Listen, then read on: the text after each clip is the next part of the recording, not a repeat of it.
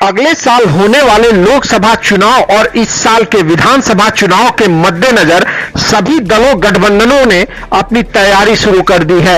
इसी कड़ी में कांग्रेस आला कमान ने लोकसभा चुनाव के मद्देनजर बिहार झारखंड के नेताओं को दिल्ली तलब किया है।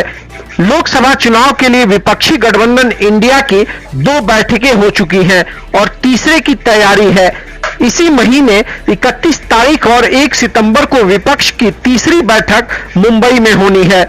गठबंधन में 2 अहम मुद्दों पर बात होनी है।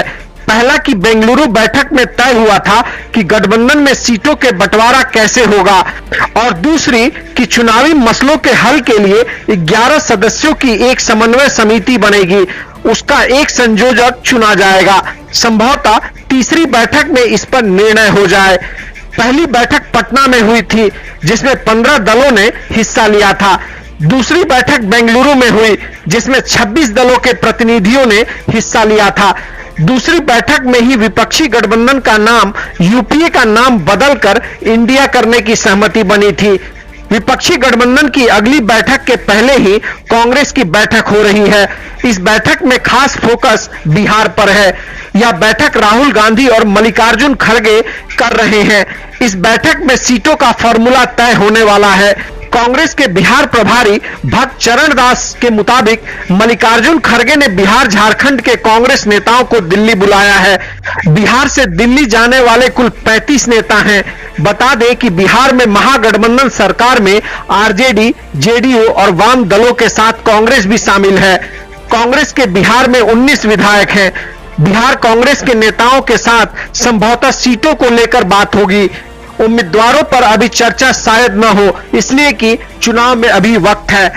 मीडिया रिपोर्ट के मुताबिक महागठबंधन में सीटों के बंटवारे का जो फॉर्मूला तय हुआ है उसमें कांग्रेस को 5 सीटें देने का प्रस्ताव है। साल 2019 के लोकसभा चुनाव में कांग्रेस को 1 सीट पर जीत मिली थी। कांग्रेस को महागठबंधन भले केंद्रीय नेतृत्व की जिम्मेवारी दे दे, लेकिन बिहार में कांग्रेस को आरजेडी और जेडीयू के रहमो करम पर ही रहना पड़ेगा। इसकी वजह यह है कि सांसदों की दृष्टि से जेडीयू महागठबंधन की सबसे बड़ी पार्टी है। उसने पिछले लोकसभा चुनाव में 16 सीटों पर जीत दर्ज की थी, जबकि आरजेडी विधानसभा में सबसे बड़ी पार्टी है। बता दें कि जुलाई अगस्त में अब तक बिहार के सीएम और जेडीयू के नेता नीतीश कुमार चुनावी चर्चा के लिए आधा दर्जन बार आरजेडी के राष्ट्रीय अध्यक्ष लालू यादव से मुलाकात कर चुके हैं।